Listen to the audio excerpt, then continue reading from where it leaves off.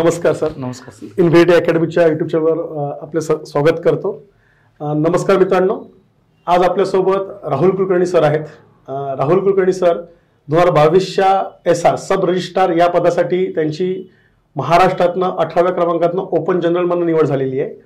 2022 मध्येच पहिल्यांदा आपल्या गट ब याच्यामध्ये सब रजिस्ट्रार हे पद काय करण्यात आलं, ऍड करण्यात आलं.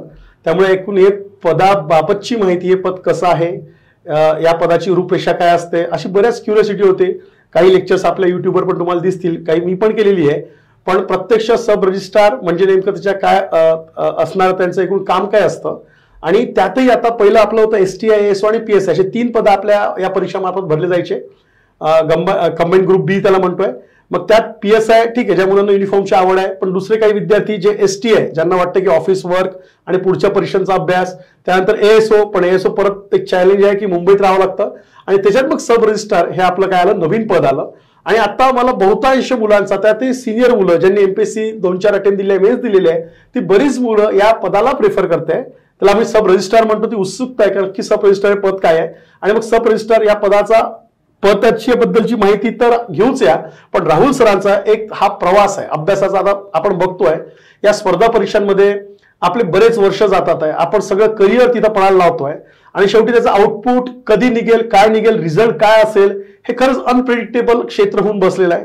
आणि सध्याच्या परिस्थितीत असणारं तुम्हाला एकूण जे वातावरण आपल्या MPSC बद्दल पण आहे, ठीक आहे, मी म्हणणार की एकदम ते निगेटिव्ह आहे, पॉझिटिव्ह, पण परीक्षा, रिझल्ट या सगळ्या गोष्टींमध्ये आणि एक विद्यार्थी म्हणून आपला एक प्रत्येकाचा संघर्ष आहे. विद्यार्थी म्हणून संघर्ष आहे, तो सामाजिक सुद्धा आहे, तो आर्थिक आहे, आपल्यासोबत आपल्या घरच्यांचा पण काय असतो, तो संघर्ष असतो. आणि त्या संघर्षातनं आपण या यशापर्यंत पोहोचणं, हा एक प्रवास इथं राहुल सरांचा आहे. मी त्याचा फारसा परिचय करणार आहे, कारण की परिचय आपण सरांकडेच करूया. पण मला एक त्यांच्याबद्दल एक थोडंसं इथं जास्त सांगावंसं वाटतंय. ते म्हणजे काय, 2008 साली वडिलांचं जे म्हणतोय आपण छत्र हरपलेलं आहे. हे लक्षात घ्या मित्रांनो, तुम्ही मी काय, वडील फार महत्वाचे असतात आपल्यासाठी. कारण की वडील असे म्हणतात आपण निश्चिंत असतो. वडील गेले, त्यात करिअरची सुरुवात होती, म्हणजे करिअर जे स्टार्ट करायचं आहे, ऑप्शन बघायचे आहे, ग्रॅज्युएशन आहे. आणि त्याच्यात परत वडील गेल्यामुळे कुटुंबाच्या जबाबदाऱ्या, मग त्या आर्थिक का असे ना, त्यात आई आहे, या सगळ्या गोष्टीचा जेव्हा भार पडतो ना, तेव्हा करिअर म्हणून ती पूर्ण वेळ जेव्हा आपण फ्रीली देऊ शकतो, ते देताना कुठेतरी अडचणी येते. पण त्याच्यावर मात करून आज परत त्यांनी बऱ्याच, आपण त्यांच्याकडे जाऊन घेऊ, बऱ्याच मेन्स दिलेल्या आहेत. आणि त्या सगळ्याचं त्यांचं यश म्हणजेच काय, तर त्यांनी काढलेली सब रजिस्ट्रार हे पद, तो त्यांनी कॉन्शियस डिसिजन घेतला होता 22ला की मी सब रजिस्ट्रार या एकाच पदासाठी काय भरणार, फॉर्म भरणार. तो पण आपण त्याच्यासमोर जाणून घेऊया. त्यावर्षी मी कुठल्याच परीक्षेचे फॉर्म भरणार नाही, कारण की राज्यसेवा भरलं की राज्यसेवा पूर्व परीक्षा पास होणार, परत मुख्यचा अभ्यास करावा लागणार. आणि मग याच्यातनं कुठलाच एक पद फोकस होत नाही, एक एक्झाम फोकस होत नाही. हा सगळा आपण त्यांचा असणार प्रवास त्यांच्याच तोंडून आज ऐकूया. आणि त्यांच्याकडे जे मार्गदर्शन, नवीन येणारे विद्यार्थी, तसेच आपले जुने पण विद्यार्थी ज्यांचे 1, 2, 3 अटेम्प्ट झाले, त्यांचा पण मनातला संघर्ष आहे, अभ्यासातलं तर आहेच. आणि मग ती सगळी द्विधा स्थिती आपल्याला काय करायची आहे, दूर करायची आहे. हा सगळा संपूर्ण प्रवास आपण राहुल सरांचा जाणून घेऊया. राहुल सर, मी परत आपल्या स्वागत करतो एकदा. आणि मग माझ्या औपचारिक पहिल्या प्रश्नांकडे आता येतोया. आपण अभ्यासाची सुरुवात, स्पर्धा परीक्षांची, ही कशी केली आणि कधी केली, थोडं सांगा. सर, तशी तयारी तर मी फारच जुना आहे. 2012 या साली STI ची फार मोठी ऍड आली होती. त्या ऍड मध्ये मी होतो, म्हणजे मी ती प्रिलिम थोड्या एक मार्गानं कट झालो, कट ऑफ मध्ये बसलो नाही. आणि त्यानंतर मी कंटिन्यू या MPSCच्या क्षेत्रात होतो. फक्त माझा एक प्रॉब्लेम होता की घरची आर्थिक परिस्थिती चांगली नसल्यामुळे मी काय करायचो, ऍड आले की यायचो औरंगाबादला, संभाजीनगरला, आणि नंतर नसली की घरी जायचो जालन्याला. त्याच्यात माझं ग्रॅज्युएशन पण चालू होतं, BCS मध्ये ग्रॅज्युएशन झालेलं आहे माझं. आणि तेच ग्रॅज्युएशन चालत असताना अभ्यास करावा वाटत होता, पण परिस्थिती नव्हती. मग धरसोड वृत्ती होती समजा. आणि मग त्याच्यानंतर कंटिन्यू लॉकडाऊन, कोरोना, त्याच्यानंतर 17चा फेल्युअर, या सगळ्या गोष्टीमुळे थोडं माझं धरसोड वृत्तीमुळे मला थोडा जास्त टाइम लागला, असं एक वैयक्तिक मला वाटतं. बरोबर. आणि कोरोना नंतर तर फारच जग बदललं. बरोबर. त्याच्यानंतर मग कोरोना नंतर एक बुक काढलं होतं मी राज्यसेवा मेन्ससाठी, लॉचं. त्या लॉच्या पुस्तकामधून मला तोटा झाला. त्याच्यानंतर डबल मी अभ्यासाला लागलो. मग अभ्यासाला माझी राज्यसेवा प्रिलिम 2022ची गेली, 23ची मी स्वतः दिली नाही, म्हणजे आता जी मेन्स झाली. पण मी तेव्हा एक ठरवलं होतं की करायची तर फक्त 2022ची सब रजिस्ट्रार, ती माझी चांगल्या मार्काने, मी 64 प्रिलिमला मार्क होते, त्याच फोकसनं मी ती करतही होतो. म्हणजे ज्या दिवशी मला कट ऑफ मध्ये चांगले म्हणजे आन्सर की मार्क आले त्याच्यानंतरच मी अभ्यास चालू केला. फक्त आपल्याला SR करायचं. मला सांगत होते कट ऑफ 65 लागेल, 60+ तर कसंही लागल, सेकंड की नऊ काय होतं माहित नव्हतं. पण माझा फोकस पहिल्यापासून फिक्स होता, करायची तर SRच करायची. मग त्याच्यासाठी मी ट्युशन म्हणा चालू केल्या होत्या, त्या हिशोबाने मी वागायला चालू केलं होतं. बरोबर बरोबर. सर थोडीशी मला आपली कौटुंबिक पार्श्वभूमी, कारण की आता हे तर माहीतच आहे, पण मग त्यानंतर पण आता जबाबदारी असतात, कारण करिअर फार मोठी गोष्ट आहे आणि वडील गेल्यानंतर सगळ्या जबाबदारी येऊन पडतात मुलगा म्हटल्यावर, त्याबद्दल थोडंसं सांगाल. सर माझं तसं 2009चं ग्रॅज्युएशन आहे. 2008ला वडील एक्सपायर झाले. त्याच्यानंतर आई गृहिणीचे, काही आईला मग आमची घरची म्हणजे शेती जी होती, आता शेती बटाईनं दिलेली होती, त्याच्यातून काही उत्पन्न होतं किंवा वेळोवेळी कधी कधी शेती विकावं लागली तर तेही केलं. कारण का आपण शेती विकतो कशासाठी, की आपलं काहीतरी एक आर्थिक अडचण आली तेव्हा. असं कोणत्या शेतकरी कुटुंबाचं व्यक्तीच्या शेतीवर फार प्रेम असतं. बरोबर, शेती विकू नये. मला याचा पण भरपूर त्रास झाला जेव्हा मी शेती विकली. बऱ्याच लोकांनी मला नावं ठेवली, पण ती गोष्ट मी फक्त ह्याच गोष्टीसाठी वापरत होतो, शिक्षण आणि आरोग्य, जे की आपलं गरजेचं आहे. कारण आज आपण चांगलं शिकलो किंवा आज आपण काहीतरी झालो तर आपण शेती घेऊ शकतो.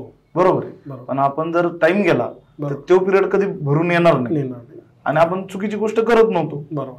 म्हणून मला कधी त्याचं वाईट वाटलं नाही. पण एवढं आहे की उद्या शेती करावंच वाटते, आपण आहोत त्या बॅकग्राऊंड कुटुंब. बरोबर, कमीत कमी बटाईनं तरी देऊ. बरोबर आहे. शेती करण्याची इच्छा आहे, उद्या भविष्यात करेल ती. बरोबर. सर तुम्ही आता उल्लेख केला की तुम्ही 2022ला मग तुम्ही प्री पण नाही भरला, म्हणजे 23च्या प्रीचा भरला नाही, कारण की मला 22ची दिली होती शुअर होता. तर मी असं परत म्हणेल 23 मध्ये कुठल्याच परीक्षा दिल्या नाही, कुठलाच फॉर्म भरला नाही. 23 मध्ये आता कंबाईन जी होती 2023ची, तिथं 5 नोव्हेंबर आणि 17 डिसेंबर त्या मी प्रिलिम पास होतो. STI असो, बरोबर आहे, याची ग्रेट कंबाईन, बरोबर, बीची, बरोबर, आणि सीची टॅक्स असिस्टंट क्लरिकल, बरोबर. आता 17 डिसेंबरचा आमचा रिझल्ट लागला 21 डिसेंबर, बरोबर. आम्हाला मला काही द्यायची इच्छा नव्हती, पण रिझल्टच एवढा पोस्टपोन झाला की बाबा ती गोष्ट द्यावी लागली. बरोबर, रिझल्टच्या आधी लागल्या असतात दिलीच नसते. बरोबर, म्हणजे विनाकारण कोणाचं नुकसान नको. बरोबर, त्या गोष्टीचं मी पण आहे मताचा. फक्त 22ला असं झालं की STI फोकस नव्हतो, पण STI पण दिली. ASOला प्रिलिमला बसलो नाही आणि PSI पण केली नाही. म्हणजे तिथं फक्त STIला बरोबर समजा दिली चांगला पेपर, पण आला नाही चांगला मार्क. पण सब रजिस्टर जे फोकस होतो त्याला 100% चांगले मार्क आले. त्याचा फार फायदा राहिला की जी गोष्ट आपण 100% केली ती चांगली उतरली. नाहीतर उद्या त्याचंही वाईट वाटलं असतं, एकच एक्झाम केली तर काय झालं.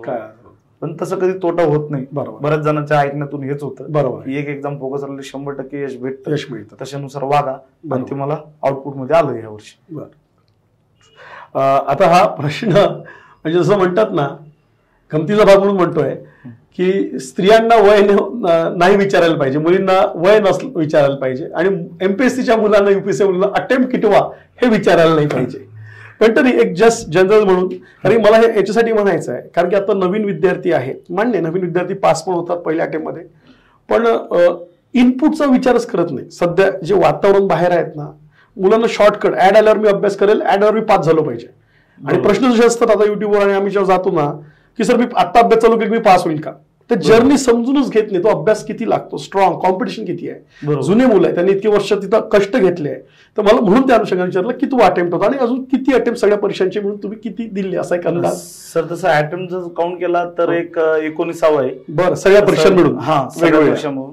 त्याच्यात राज्यसेवा 2, त्याच्यानंतर STI 4, ASO 2 ते 3, एक्साइज इन्स्पेक्टर 2, त्याच्यानंतर PSI 7-8 आणि sub registrar first. Tax assistant clerical पहिले मी करत नव्हतो, आणि ह्या वर्षी चांगली ऍड आल्यामुळे ती पण करायला लागलो होतो, कारण 7200 जागा कोण सोडणार. तर ह्या वर्षी मी ती पण दिली. बरोबर, त्या जर धरल्या तर ते 20-22 पर्यंत जातो. बरोबर, SRला आलं यश आलं. मला आता परत SR कडे यायचंय, सब रजिस्टर कडे यायचंय. बरोबर, जे आपण म्हणतोय दुय्यम निबंधक म्हणून, बरोबर आहे. आता हे पद जेव्हा निर्माण झालं तर काही बऱ्याच विद्यार्थ्यांना माहित नव्हतं. त्यात माहिती कोणाला होतं, ज्यांना, जे विद्यार्थ्यांना प्रशासन वगैरे समजतं. म्हणजे अभ्यास एका साईडला आहे, प्रशासन दुसऱ्या साईडला आहे. बरं का, कारण की आपल्या अभ्यासात प्रशासन काही येत नाही, आपला सगळा GSचा अभ्यास आहे, पण टिपिकल प्रशासन येत नाही, आपली कशी सिस्टीम चालते, काय चालते. पण असे जे विद्यार्थी जुने आहेत, ज्यांना बरेच अटेम्प्ट झाले, त्यांचं नॉलेज थोडं चांगलं आहे. पण आता मात्र पोरं जशी 22ची ऍड आली परत 23 आता पोर अवेअर झाले. आणि मी पोरांचे प्रिफरन्स बदलताना बघितलेले, म्हणजे परत अंडरस्टँडिंगचा भाग मुलांचा आहेच बरं का. एसटीची मुलं त्यांना वाटतं आता मी सब रजिस्टरच झालं पाहिजे, एसओला वाटतं मी सब रजिस्टरच काढली पाहिजे, बरोबर आहे. तर मला तुम्ही एसआर हे पद तुम्ही का निवडले, त्यात तुम्ही एसटी आहे किंवा एएसओ, आता शेवटी तुमचा मेरिट सगळ्यात हाय गेलेला एसआरचा आहे, तो तुम्ही काढला, बरोबर आहे. एसआरचा आलेला नवीन सिलेबस प्रश्नपत्रिका एकही तुमच्या हाती नव्हती लॉची, त्याच्या आधारावर ही रिस्क कसं वाटत नाही का, कारण ज्या ऑलरेडी एसटीच्या प्रश्नपत्रिका खूप हातात आहे, सगळ्या गोष्टी हातात आहे, मग ही रिस्क कशी घेतली का एसआरला फोकस केलं पाहिजे, एसटी एसओ नको. हो, ते कसं होतं सर, जेव्हा 2022ला फर्स्ट टाइम दुय्यम निबंधक हे पद आलं, तर हे सर्वांना, म्हणजे ज्यांना माहित नसेल ते ठीक आहे, पण ज्यांना संज्ञान होते ते लोकांना माहिती आहे की महसूलचं पद आहे, आणि महसूलला प्रत्येक जणाला महसूलची आवड आहे, महसूल प्रशासनात जाण्याचं. जसं जर आपण पाहिलं तर क्लास 3 मध्ये तलाठी आहे आणि क्लास 1 मध्ये डीसी आणि आपला तहसीलदार आहे, बरोबर. मग गट ब मध्ये महसूलचं कोणतंच पद नव्हतं, ते यावेळेस फर्स्ट टाइम आलं. पहिले महसूल वन विभाग होता, आता हे महसूल यांच्या अंतर्गत, मिनिस्ट्री महसूल अंतर्गत येतो. त्याच्यामुळे पहिलं तर एक इच्छा होती मनातून महसूल मध्ये जायचंय, बरोबर. इव्हन दो माझ्या घरापाशी रजिस्ट्री ऑफिस आहे जवळ, म्हणजे एक 100-500 मीटर मध्ये आमचं रजिस्ट्री ऑफिस आहे, त्याच्यामुळे बऱ्याच गोष्टी माहित होत्या, त्याच्याबद्दलची माहिती काय होती की बाबा एक स्वतंत्र चार्ज असलेला हा व्यक्ती, म्हणजे त्या तालुका लेवलला तो एक अधिकार असलेला व्यक्ती, क्वासी ज्युडिशियल पद आहे, बरोबर, की ज्याच्यामध्ये तुम्हाला एक आज अधिकारी म्हणून प्राधिकारी म्हणून पण अधिकार आहेत भरपूर, आणि याच्यात पब्लिक कॉन्टॅक्ट पण चांगलं आहे, म्हणजे महसूलचं पद प्रत्येक पब्लिक कॉन्टॅक्ट आहे, पण याच्यामध्ये पण चांगला पब्लिक कॉन्टॅक्ट आहे, बरोबर. आणि याच्यामध्ये 95च्या नंतर ऍड आलेली आहे, बरोबर. एक गोष्ट थोडं करिअरच्या हिशोबाने जर विचार केला तर प्रमोशन कमी टाइमात जास्त होणार होते, बरोबर. कमी टाइमात म्हणण्यापेक्षा कमी लागणार बॅच असल्यामुळे बऱ्यापैकी त्यांचे आता रिटायरमेंट झाली, बरोबर. आणि फर्स्ट टाइम हे कंडक्ट झाली, म्हणजे उद्या भविष्यात आम्हाला प्रमोशन म्हणा किंवा इंटरनल एक्झाम थ्रू प्रमोशन घेणं म्हणा, या गोष्टी सहज राहतील, म्हणजे थोड्या सोप्या राहतील, या गोष्टी नाही विचार केला. नॉन गॅझेटेड गॅझेटेड लवकर होऊ शकतं, हो, म्हणजे सध्या तुमची बॅच, कारण की तुम्ही लवकर आधी केलेली, बरोबर, गॅप बराच मिळालाय, हो, हा पण एक, बरोबर आहे. म्हणजे अशा सर्व गोष्टीचा विचार करूनच, बरोबर आहे, करेक्ट सर.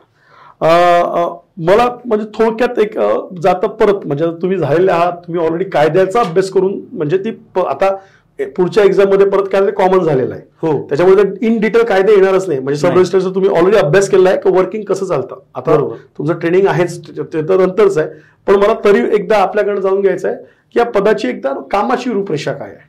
बरं सर, याच्यात 2 महत्वाचे काम आहेत. एक तर दस्ताची नोंदणी करणे, हो, त्याच्या प्रती देणे, आणि दुसरं एक काम आहे तुमचं ऍज अ विवाह अधिकारी म्हणून विवाहाचे प्रमाणपत्र देणे. आपण जे कोर्ट मॅरेज ऐकतो, हो, ते कोर्ट मॅरेज यांच्या अंतर्गत होतं, म्हणजे त्याच्यावर ह्या दुय्यम निबंधकाची सही असती, आणि जमिनीची खरेदी विक्रीचा ज्यांचा व्यवहार असतो ते प्रत्येक व्यक्तीला कधी कधी त्या आयुष्यात घर घेतोच येतो, त्याचा संबंध सब रजिस्ट्रारशी येतो. म्हणजे दस्ताची नोंदणी करणे, योग्य व्यक्ती, म्हणजे तुमची जी स्टॅम्प ड्युटी रजिस्ट्रेशन फीस आहे ती गव्हर्नमेंटची योग्य प्रकारे भरून घेणे आणि त्याला प्रॉपर दस्त नोंदणी करून देणे, हे काम सब रजिस्ट्रारचं येतं, हे काम मुख्य आहे.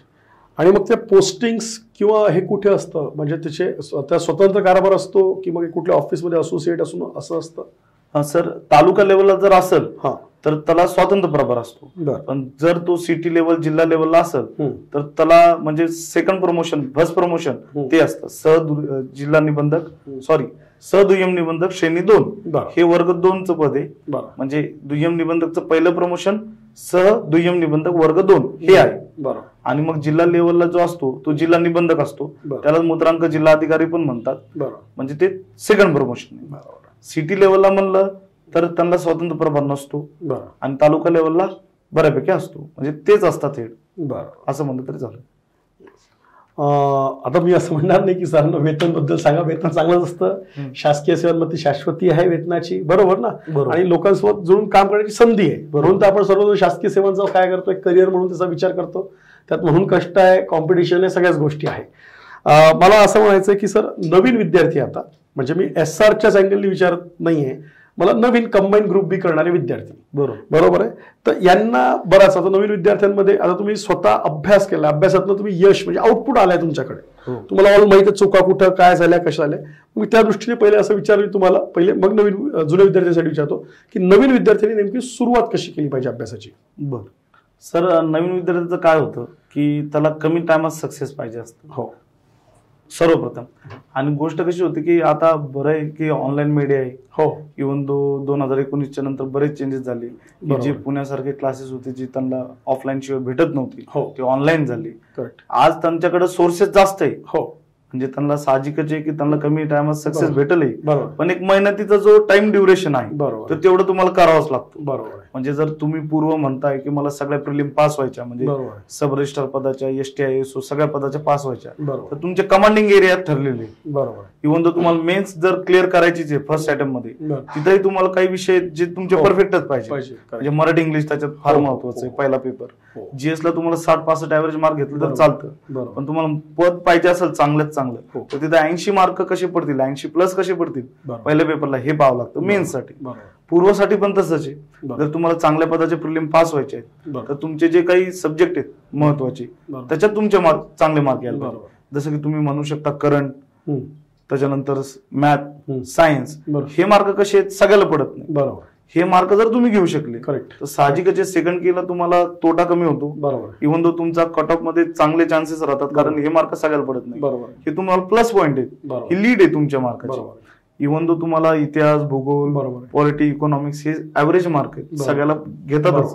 इव्हन दो याच्यावरच ऑब्जेक्शन जास्त असतात सेकंड केला, जे पोरं जेव्हा आणि कटिंगला सगळ्यांनाच कठीण जाईल, सोबतला सगळ्यांनाच लीड घेणारे जे सब्जेक्ट असतात तर तुमचे मॅथ आहेत, बरोबर, सायन्स आहे, करंट आहे. बरोबर. इव्हन दो 15-15 मार्काचे बीट जे पूर्वीचे इतिहास भूगोल होते ते आता 10-10 मार्क, म्हणजे जिथं पोरांचा चांगला फायदा होणारा होता तो घटकच कमी झाला, कमी केलेला आहे. साहजिकच जे कट ऑफ 60च्या पुढे होते ते आज 55-60 मध्ये आले. बरोबर. ह्या गोष्टीमुळे, कारण मॅथचं वेटेज वाढलं आणि इतिहास भूगोलचं कमी झालं. बरोबर. ही गोष्ट कळायला पाहिजे मुलांना.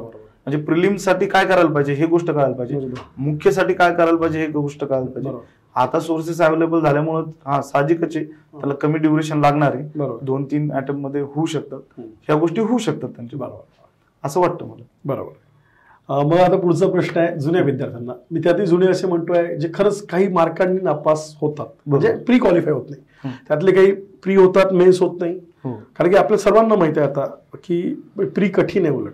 बरोबर ना. म्हणजे मी असं म्हणतो प्री कठीण आहे. प्री आता तुम्ही तर 64 स्कोर मधले प्री पास झालेले आहे. बरोबर आहे. खूप टॉपचे कट ऑफ होते. बरोबर ना. 64 म्हणजे याच्यात पुढे तुमचं असेल.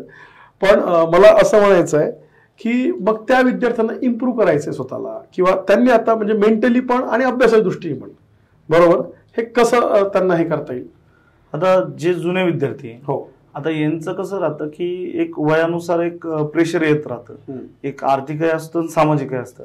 आर्थिक असं असतं की घरचे म्हणते आता तुला किती दिवस पैसे द्यायचे, बरोबर आहे. त्याच्यासाठी एक पर्याय असा आहे की आज तुम्हाला महाज्योती आणि सारथी सारख्या योजनेचं बेनिफिट घेता आलं. नक्कीच, बरोबर आहे. म्हणजे हे आर्थिक प्रश्नावरचं सोल्युशन आहे. सामाजिक प्रेशर तुम्हाला जास्त नाहीये, म्हणजे विद्यार्थी म्हणून एक तुमच्या आई वडिलांना जास्त आहे, कारण ते समाजात जास्त राहतात. कारण तुम्ही तयारी पुण्यासारख्या एरियात करता किंवा पर्टिक्युलर एरियात, जिल्ह्याच्या जागी तुम्ही तिथं आल्यावर तुम्हाला कोणी विचारतं का नाही किती दिवस अभ्यास करतो. बरोबर. म्हणजे आपल्यापेक्षा आई वडिलांना जास्त त्रास आहे सामाजिक परिस्थितीचा. बरोबर. म्हणजे आपले सामाजिक प्रश्न त्यांना जास्त सॉल्व्ह करावं, फेस करावं लागतात. आणि आपण जेव्हा वयानुसार म्हणतो की एक पद पाहिजे, पण एक पद पाहिजे तेव्हा म्हणताना आपण एक फोकस होत नाही. बरोबर.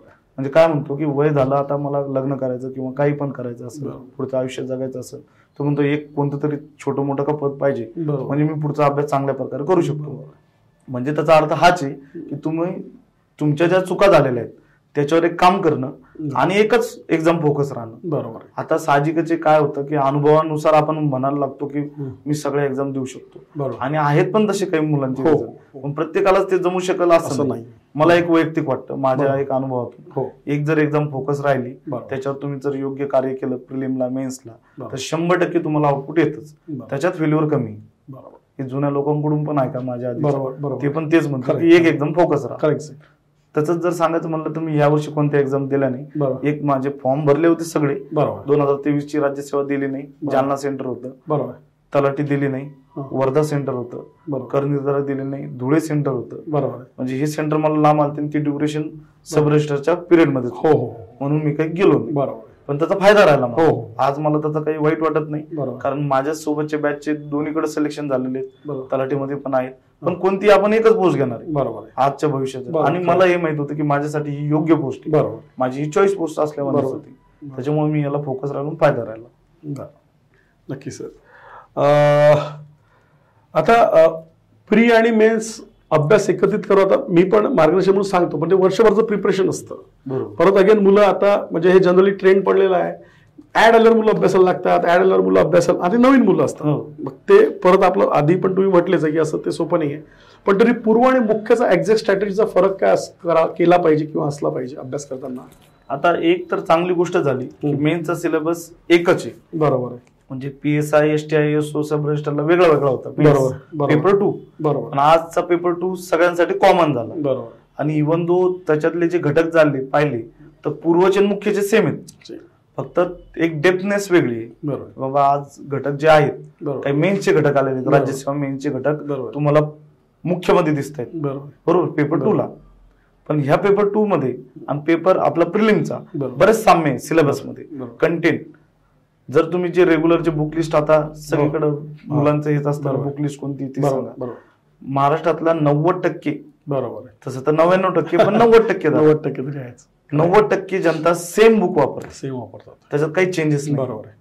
फक्त एवढं आहे की अप्रोच, बरोबर, ते पुस्तक वाचतानाच म्हणा, क्वेश्चन पेपर मधून येणारा अप्रोच म्हणा, ह्या गोष्टी प्रत्येकाच्या वेगळ्या आहेत. बरोबर. म्हणून त्याचा सक्सेस रेट कमी जास्त होतो. बरोबर. पूर्व आणि मुख्यचा, तर पूर्व आणि मुख्यचा सिलेबस सेम आहे. त्या हिशोबानं एक स्ट्रॅटेजी पूर्वची जी आहे, उलट पूर्वचा अभ्यास करताना तुम्ही मुख्याचा पण अभ्यास करू शकता. हे प्लस पॉईंट झालेलं आहे. म्हणून एक वाटतं की पूर्व करा, पूर्व सोबत मुख्याचा अभ्यास होणारच आहे.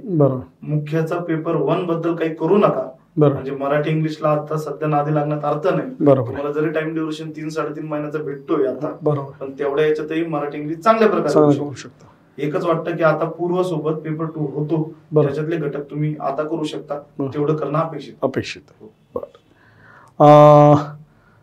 मग आता मला आणखीन परत थोडासा, तुम्ही ऑलरेडी म्हटलेलं आहे की जुने विद्यार्थ्यात नेमका ताण हा आर्थिक सामाजिक घरचा येत जातो आणि फोकस काय होत जातो, आपला डिस्टर्ब होत जातो. म्हणजे कंटेंट वाढतो, अटेम्प्ट नंतर अटेम्प्ट, कंटेंट स्ट्रॉंग होतो, अंडरस्टँडिंग वाढते, बरोबर ना.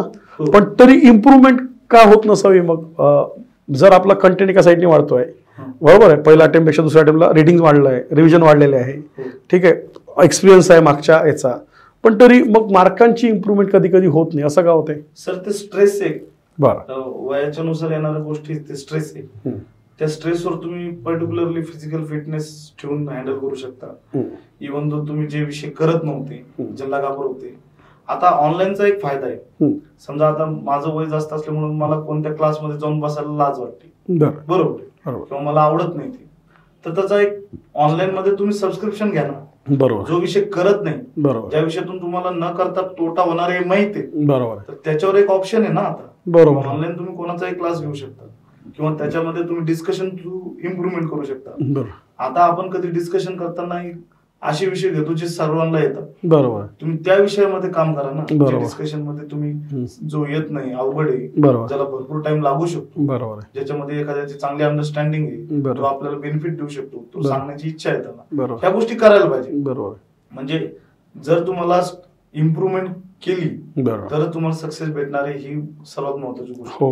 आणि जे प्रेशर म्हणतात, जे चुका होतात किंवा ते पेपरमध्ये असेल तुमच्या थोड्याफार सिली मिस्टेक, ह्या एक वैयक्तिक लेवलला तुम्हाला सॉल्व्ह करावं लागणार आहे. म्हणजे त्याच्यामध्ये तुम्हाला एवढंच आहे की ज्या गोष्टी येत नाही त्याच्यावर काम करा आणि ते करावंच लागणार आहे, तरच तुमची इम्प्रूव्हमेंट होणार आहे. आणि इम्प्रूव्हमेंट ती तुम्हाला पेपर मध्ये दिसणार आहे. जी मग आता इंग्लिशचा पेपर 2 ला माझा आतापर्यंतचा प्रॉब्लेम, मी प्रिलिम पास व्हायचो, मेन्स चांगली देत नव्हतो, तर मेन्स मध्ये माझा हाच प्रॉब्लेम राहायचा की मी इंग्लिश सारखा विषय चांगला करत नव्हतो, येऊन तो शब्दार्थाला घाबरायचो. या वर्षी मी त्या डिस्कशन मधून चांगले केले, येऊन तो ग्रामर पण चांगलं केलं, मराठी सारख्या गोष्टीसाठी पण 2 सोर्स जास्त वापरले पेक्षा जास्त. माझा ग्रामरचा एखादा क्वेश्चन जाणारा होता, तोही मलाच आला, म्हणजे इम्प्रूव्हमेंट केली. हे विषय रेग्युलरचेच आहेत, बरोबर, तुमच्या ज्या रेग्युलरच्या विषयामुळे तुम्ही फेल होताय, त्याच्यात इम्प्रूव्हमेंट करणं गरजेचं आहे, त्याच्यात इम्प्रूव्हमेंट करा, बरोबर, त्याच्यावर काहीतरी काम करा जे की तुम्हाला आउटपुट ओरिएंटेड, असं मला वाटतं की बाबा हे करावं. जुन्या विद्यार्थ्याची एवढीच गोष्ट आहे, त्यांना छोट्या मोठ्या इम्प्रूव्हमेंटची गोष्ट आहे, ती करायला त्यांनी घाबरू नये, ती करणं गरजेची, ती जर केली तरच ते पुढे जाणार. म्हणजे तुम्ही जीएस आता काही करून 55+ तर जावंच लागेल प्री मध्ये, म्हणजे एनी हो, मी तर SR तर कदाचित 60 पण जाईल, बरोबर ना.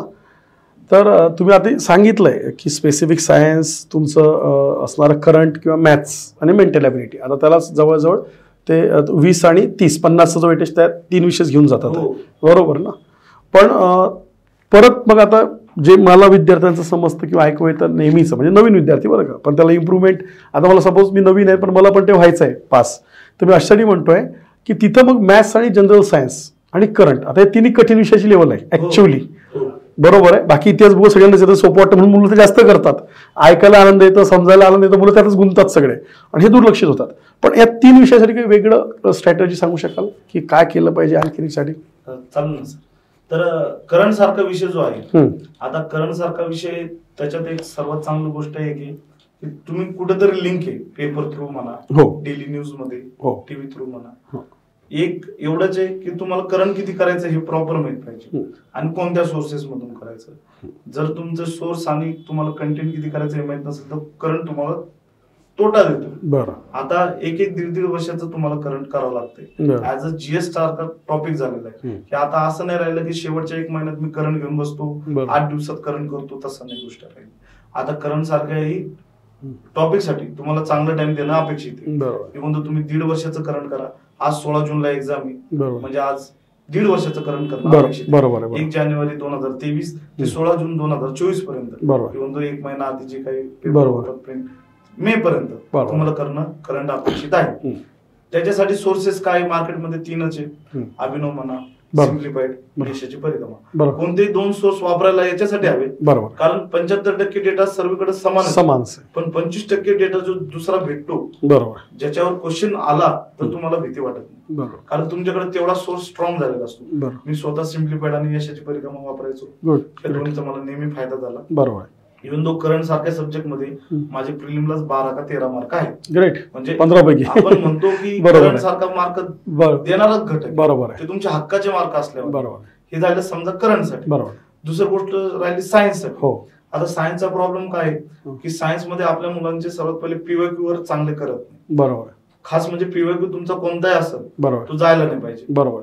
किती हार्ड असेल, बरोबर, तो पीवायक्यू तुमचा प्रॉपर पाहिजे. बरोबर. तो राज्यसेवेचा असू का कोणत्या मेन्सच्या सब्जेक्ट मधून आलेला असेल, पूर्वी ग्रुप सी मेन्सला सायन्स होतो, तो का असं ना, पण तुमचा पीवायक्यू सगळं माहित पाहिजे, कोणते आलेले होते. बरोबर.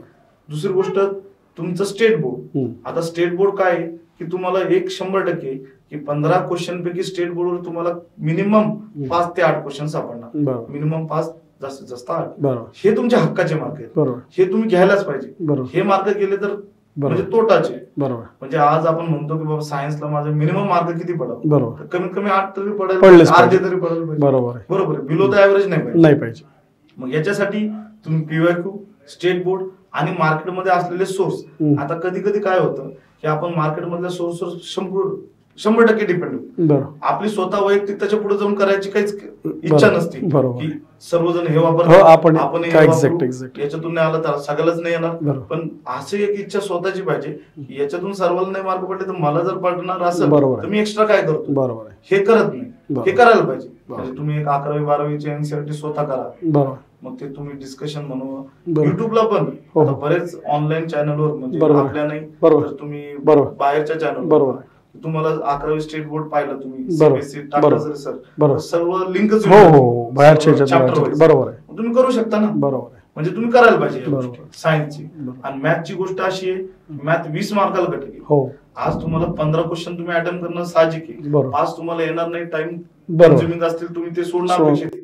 पण त्याच्यासाठी तुम्ही रेग्युलर प्रॅक्टिस केली. आज 20 मार्काचं मॅथ सर्वला येतं, पण ते 1 घंटा झाल्याच्या नंतर आपल्याला काय करायचंय, तिथे 1 घंट्यात 15 सोडवले तर 10-12 प्लस आले पाहिजे. बरोबर. याच्यासाठी एकच गोष्ट आहे की तुमचे मॅथचे सगळे पॅटर्न माहित असणं, सध्याचे जे क्वेश्चन येणार आहे, आणि दुसरी गोष्ट तुमची रेग्युलर प्रॅक्टिस. जर प्रॅक्टिस नसेल तर टाइम जास्त लागणार. बरोबर. टाइम जास्त लागणार तर प्रेशर येणार, म्हणजे त्याचा इम्पॅक्ट सगळीकडेच होणार. म्हणून जो रेग्युलर प्रॅक्टिस करतो, जरी त्याला पॅटर्न माहित असला, आता तुम्हाला पॅटर्न तर माहिती आहे पण तुमची प्रॅक्टिस नसणार तर साहजिक तिथं पण टाइम खाणार. इथं फक्त एवढंच आहे, मॅथ जो रेग्युलर करणार त्याला मॅथ मार्क देणार. ही गोष्ट झाली पाहिजे पूर्ण, असं एक मला वाटतं. करेक्ट. आणि तोच मुद्दाम हा प्रश्न यावेळेस विचारला की आता तुम्ही स्वतः मार्क्स पाडलेले आहेत प्रीमध्ये, म्हणजे कॅल्क्युलेशन फार सोपं आहे, मी पण देत असतो इतके पाळा, पण ते नाही होत ना. म्हणजे थेरॉटिकल ठीक आहे, इतका टार्गेट पाहिजे वगैरे, पण ते पाडताना आपण प्रॅक्टिकली काय करतो हेच मला तुमच्याकडे समजून घ्यायचं होतं. स्टडीमध्ये एक फोकस लागतो, तो डिस्टर्ब होतो बघा. म्हणजे साहजिक होतोच, कारण आपण इज अ ह्युमन, आपण we are not a machine. काही काळात ते बदलणार, इमोशन्स आहे, फॅमिली इमोशन्स आहे, सोशल आहे, बरोबर आहे, किंवा एखादी घटना जरी घडली समाजात तर आपलं थोडंसं होतं. मग ते फोकस असेल, पेशन्स असेल, कन्सिस्टन्सी, ही सातत्य म्हणजे कसं राहायला पाहिजे या सगळ्या गोष्टींमध्ये.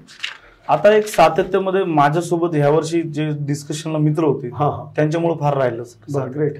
म्हणजे माझ्यासोबत जे डिस्कशनला एक Nandkishor Pawar sir, Ganesh sir, Yogesh sir, Ravi sir, हे जे मित्र होते डिस्कशनचा, आमचा एक 4-5 जणांचा ग्रुप होता. यांच्यासोबत मी कायदे केले, मराठी इंग्लिश केले मेन्सला. तर याचा फार फायदा राहिला, कारण हे मुलं असे होते स्ट्रॉंग की हे कोणत्या गोष्टीने डिस्टर्ब होणार नव्हते. म्हणजे यांचं सकाळी फिजिकल फिटनेस सोबत, त्याच्यापासून आम्ही सोबत होतो. म्हणजे सकाळी व्यायाम करण्यापासून ते संध्याकाळी 11-12 वाजेपर्यंत डिस्कशन संपेपर्यंत आमचं दिवसातून एक दुपारी संध्याकाळी डिस्कशन राहायचं. तर ह्या लोकांच्यामुळं माझं सातत्य राहिलं. आता साहजिकच आहे, प्रत्येकाच्या आयुष्यात कोणाची तरी लग्न येणारे, सुख दुःख येणारे, वाईट घटना घडणारे, पण तुमच्या हातात एक सातत्य राहण्यासाठी फिटनेस, जे की शारीरिक फिटनेस, मेंटल फिटनेस, याच्यासाठी तुम्ही काय केलं पाहिजे हे तुम्हाला वैयक्तिक माहित पाहिजे. थोडंफार तुम्ही रनिंग करा, वॉकिंग करा, मुली असेल तर वॉकिंग करा, थोडंफार खाण्याच्या सवयी चांगल्या ठेवा, ऐन टायमावर पेपरच्या टायमामध्ये असं काही दुखणं येईल ज्याने आजार होईल आणि ज्याचे आपले 4-5 दिवस जातील, जे फार महत्वाचे ते जाणार नाही, याच्यासाठी तुम्ही तर वैयक्तिक सवय चांगल्या लावू शकता. ह्या गोष्टी आपल्या हातात आहेत. सातत्याच्या ह्या ज्या फिजिकल रिलेटेड गोष्टी आहेत त्याच्यावर आपण टॅकल करू शकतो. पण जे बाकीचे आहेत, समजा लग्न बिग्न, सुख दुःख, हे प्रत्येकाच्या आयुष्यात वेगळं. बरोबर आहे. आणि तुमचा ग्रुप चांगला पाहिजे डिस्कशनचा. बरोबर. जो म्हणजे डिस्कशन मला यावर्षी सर्वात जास्त फायदा झाला, आणि त्या डिस्कशन मध्ये सगळे लोक असे सातत्यवालेच होते, तर तो फार जास्त फायदेशीर ठरला माझ्यासाठी. त्यांनी माझं जास्त सातत्य टिकवलं म्हणलं तर चाललं. बरोबर. म्हणजे एकमेकाच ते पूरक असलं पाहिजे. पूरक होतं. ग्रेट.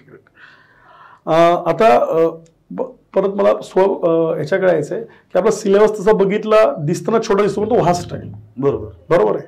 मग आता रिसोर्सेस प्रत्येक विषयाला, म्हणजे मी म्हणेल किमान आता फरक पडणार आहे, इम्प्रुव्हमेंट अटेम्प्ट नंतर तुम्ही रिसोर्सेस वाढवत जातात, पण किमान रिसोर्सेस म्हणजे सपोज एक पुस्तक पॉलिटिक्स, आपण रंजन कोळंबे सरांचं एक पुस्तक म्हणतो शॉर्ट मधनं, ठीक आहे, लक्ष्मीकांतचं पण पुस्तक आहे, पण ते लक्ष्मी सरांचं मोठं वाटतं मग मुलांना. तर असं कमी रिसोर्सेसला घेऊन फोकस रिपीट केलं पाहिजे की सुरुवातीपासून थोडे रिसोर्सेस वास असले पाहिजे आपले. नाही, रिसोर्सेस तसं कमीच पाहिजे. कारण गोष्ट कशी रिव्हिजनची. आपल्याकडे एमपीएससीचं काय म्हणणं आहे की तुम्ही रिव्हिजन जास्त करा. बरोबर. आणि तेच रिव्हिजन तुम्हाला आउटपुट देणार. बरोबर. जर सोर्स जास्त असतील तर रिव्हिजन होणार नाही. साहजिक गोष्ट आहे, जर लक्ष्मीकांत सरांचं पुस्तक जर तुम्ही रिव्हिजन करायचं म्हणलं तुम्हाला 1-2 दिवस 4 दिवस तरी लागणार. बरोबर. पण तेच जर कोळंबे सरांचं जर रिव्हिजन करायला विचार केला तर तुमचं सगळं कंटेंटवर रिव्हिजन एका दिवसात 1.5 दिवसात होऊ शकतं. म्हणजे सोर्सेस कमीच ठेवा, एक वैयक्तिक सोर्सेस कमीच ठेवलं पाहिजे, रिव्हिजन जास्त केलं पाहिजे. कारण रिव्हिजनवर गोष्ट आहे, कारण रिव्हिजन हे तुम्हाला आउटपुट देणार आहे. बरोबर. तर एक वैयक्तिक हेच म्हणणार आहे की रिव्हिजन कमीच ठेवा, म्हणजे सोर्सेस कमी ठेवा आणि रिव्हिजन जास्तीत जास्त. बरोबर. तुम्ही आता राज्यसेवेचा, मला वाटतं तुम्ही राज्यसेवेच्या मध्ये दिलेले आहेत अटेम्प्ट, आता मग राज्यसेवेचा परत प्रिपरेशन करण्याचा आहे विचार? हो सर, आता तर एक सब रजिस्टर पद भेटल्यामुळं एक मेंटली स्टेबल आलो. बरोबर. तर राज्यसेवा करणारच आहे, कारण ऑब्जेक्टिव्हचा शेवटचा अटेम्प्ट आहे. बरोबर. त्याच्यानंतर 25 पासून डिस्क्रिप्टिव्ह होणार. हो. तर राज्यसेवा एक देणार आहे चांगली, कारण मेन्स मध्ये 8 महिन्याचा गॅप आहे. राज्यसेवा आता याच्यानंतर कंबाईन तर कोणती प्रिलिम देण्याची गरज राहिली. आता जो टाइम पिरियड आहे त्यामध्ये राज्यसेवा प्रिलिम करणार आणि त्याच्यानंतर एक चांगला अटेम्प्ट व्यवस्थित देणार. मला तुला अजून एक प्रश्न विचारायचा होता की आता रिझल्ट लागल्याच्या दिवसानंतरचे तुम्ही, म्हणजे अभ्यास लेवल तीच आहे, कंटेंट लेवल तीच आहे, बरोबर ना, रिसोर्सेस सगळं तेच आहे, पण रिझल्ट लागल्यानंतर आता जेव्हा तुम्ही विचार करता की आता आपण अभ्यास, येणार राज्यसेवा 28 एप्रिल असतील, तर तेव्हा स्वतःचा आत्मविश्वास काय वाटतं? म्हणजे त्याचं कसं आहे सर, पूर्वी राज्यसेवा देताना आपल्याला एक विचार करायचा की ही जरी निघली तर उद्या कंबाईनची प्रिलिम करायचीची, कंबाईनची मीन्स चांगली द्यायचीची. इव्हन दो म्हणजे हातात प्रत्येक एक्झामला भीती राहायची, बरोबर, जी नोकरी नसतानाची असते प्रत्येकाच्या मनात, ही नाही झाली तर काय होईल, बरोबर, ती राहिली नाही. आणि आज जर उद्या माझा राज्यसेवा प्रिलिमचा चांगला स्कोर आला, इव्हन तो राज्यसेवेची कोणती पोस्ट भेटली, तर याच्या मागे अभ्यास मागचाच आहे. बरोबर, फक्त आजच्या घडीला माझं मेंटल स्टेबिलिटी आली. एक्झॅक्ट, एक प्रश्न हा मिटला की बाबा पोटा पाण्याचा, बाबा आता पुढे याच्यानंतर हे नाही भेटलं तर काय. तर ह्या गोष्टीमुळं एक स्टेबिलिटी आल्यामुळं आपण जसं म्हणतो की जुनाच विद्यार्थी डबल पोस्ट का मिळवतो. बरोबर. तर आज जी गोष्ट खास म्हणजे जो विद्यार्थी लागलेला नसतो तो लागलेल्या पोरांपेक्षा जास्त मेहनती, इव्हन तो जास्त मेहनत करतोय, बरोबर बरोबर, पण त्याचं आउटपुट नसतं, बरोबर, कारण तो काही गोष्टीला भीतो, रिस्क घ्यायला घाबरतो. बरोबर. आज जर साधी गोष्टीचे क्वेश्चन येणार नसतील, बरोबर, तर माझ्यासारखा विद्यार्थी की विचार करेल की अटेम्प्ट करू, काय होईल, तोटा होईल, नाही तर फायदाच होईल. बरोबर आहे. आणि तोच जर अभ्यास करणारा व्यक्ती असेल तर त्याची रिस्क घेण्याची कॅपॅसिटी कमी होऊन जाते, कारण त्याला असलेली चिंता, यांनी माझं मार्क निगेटिव्ह जाऊन मी कट ऑफच्या बाहेर तर राहणार नाही, ह्या गोष्टी कमी झाल्या. आणि रिव्हिजन तर करणं गरजेचंच आहे, मलाही तेवढाच अभ्यास करावा लागणार, इव्हन तो कॉम्पिटिशन आजच्या दिवसाला वाढतच आहे. फक्त एवढं आहे की स्टेबल असल्यामुळे भीती वाटणं कमी झाली पुढच्या रिझल्ट बद्दलची, परिणाम काय होतील वाईट त्याचे, त्याच्यामुळं चांगलंच काहीतरी माझ्यातून बाहेर पडत आउटपुट असं वाटायला लागलं. बाबा एक रिझल्ट आहे, आता आपण फक्त प्रयत्न चांगलं करणं, टाइम तेवढं देणं अपेक्षित आहे, एवढंच वाटायला. मी आता म्हणजे समारोपाकडे येईल, पण तरी मला जाता जाता तुम्हाला प्रश्न विचारायचा आहे. तुमचा पण एक संघर्ष अभ्यासाचा, तुम्ही पण बऱ्याच गोष्टी कॅल्क्युलेटिव्ह करून करून करून इथपर्यंत पोहोचलेल्या आहात, त्या यशापर्यंत पोहोचलेल्या आहेत. त्यात कष्ट आहे खूप दिवसाचे, बरोबर आहे, आणि सगळं प्रेशरमधनं हे.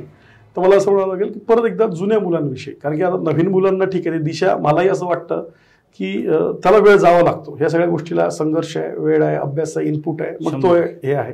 पण जुन्या विद्यार्थ्यांना की आता ठीक आहे 2-3 अटेम्प्ट दिले, काही मार्कांना प्री गेलेली आहे किंवा काही मार्कांनी म्हणजे मेन्स गेलेले आहेत, अशा विद्यार्थ्यांसाठी आणखी काय सांगू शकू आपण? सर आता जुन्या विद्यार्थ्यांचं एक एक्झाम फोकस राहणं गरजेचं आहे. हो, ज्या विषयावर तुम्हाला इम्प्रूव्हमेंट करणं गरजेचं आहे ते इम्प्रूव्हमेंट करा. त्यामध्ये तुम्ही डिस्कशन थ्रू म्हणा, क्लासेस थ्रू म्हणा, ते तुम्हाला करावंच लागणार आहे. आणि एक लक्षात घ्या की पूर्वमध्ये फक्त तुमचं कट ऑफ लाईन ठरते, बरोबर, पण मेन्स मध्ये तुम्हाला चांगले मार्क 100% पडायलाच पाहिजे, कारण ती सिलेक्शन लिस्ट आहे. बरोबर, त्याच्यामध्ये तुम्हाला आज 95 ते 2000चा वर्ग राज्यसेवेमध्ये जास्त दिसेल. जर 95च्या आधीच्या लोकांना जर संघर्ष करायचा तर एक लक्षात घ्यावं लागेल की आजची मुलं चांगले, बरोबर, आमच्यापेक्षा वयाच्या मानानं, कारण का त्यांचं एक मेंटल कॅपॅसिटी, एक फिजिकल फिटनेस, या सर्व गोष्टी चांगल्या, बॅकग्राऊंड पण चांगले, कौटुंबिक परिस्थिती पण चांगली असते. बऱ्याच जणांच्या आता आमच्या वर्गाच्या 90च्या ड्युरेशन मधली कौटुंबिक परिस्थिती पण वाईट आहे.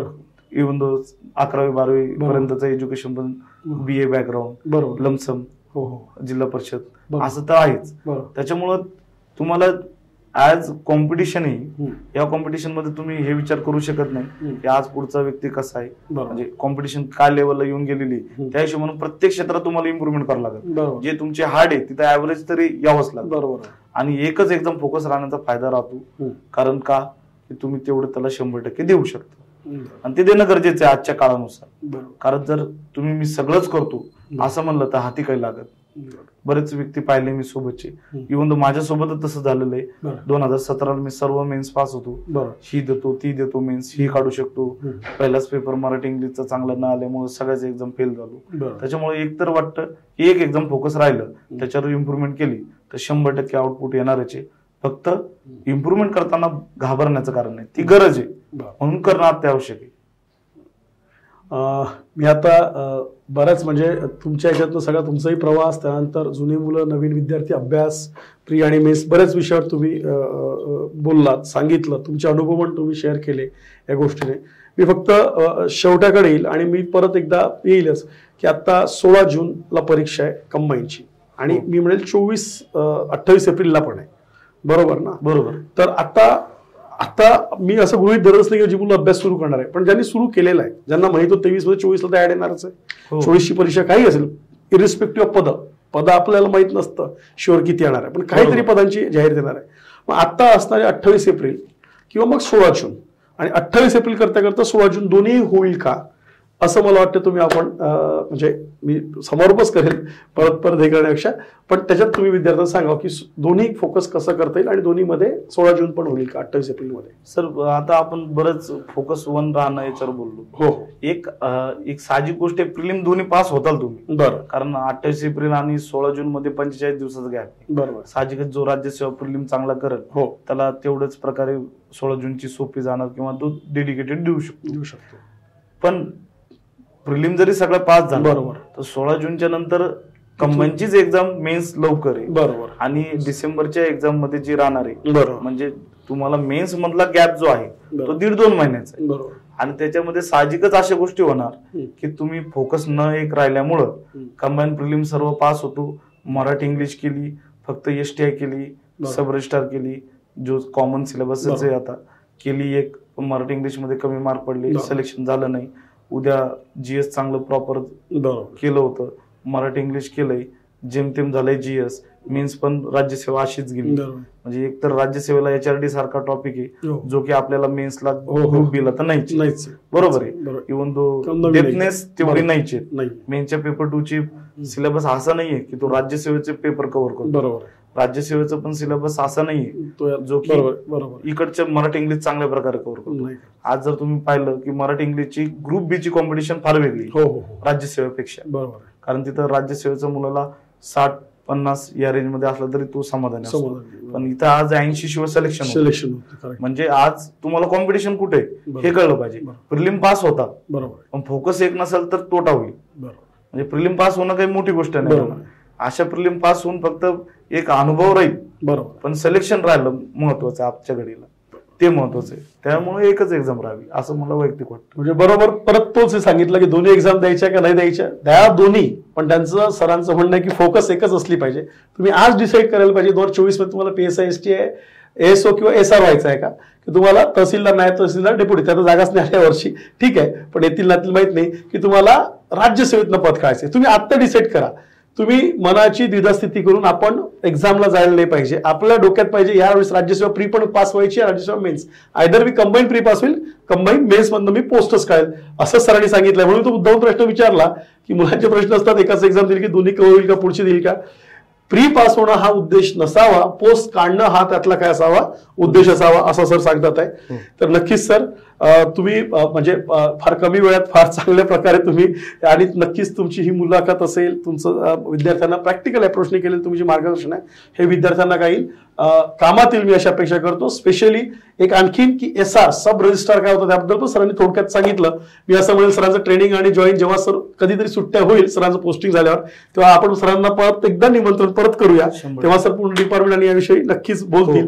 पण मला असं वाटतं की आज सरांनी जो एक त्यांचा संघर्ष सांगितला, आणि हा प्रत्येक विद्यार्थ्याचा संघर्ष असतो, काही गोष्टी कम्फर्ट असतात त्यांना, लवकर अनकम्फर्ट झाला त्यांच्या बाजूच्या सगळ्या गोष्टी, आणि मग त्यातनं ते बऱ्याच इथे पर्यंत पोहोचले, आणि ते नक्कीच त्यांनी काय केलंय सब रजिस्ट्रार पद काढलंय.